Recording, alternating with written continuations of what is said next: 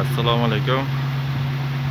Mana yana bitta obyektimizga chiroyli qilib kolodlarimizni o'rnatib beryapmiz.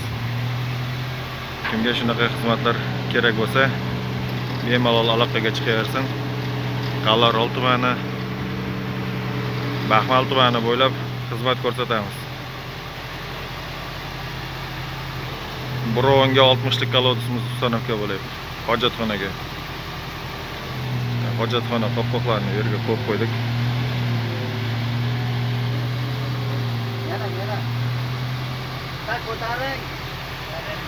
Tak ko'taring.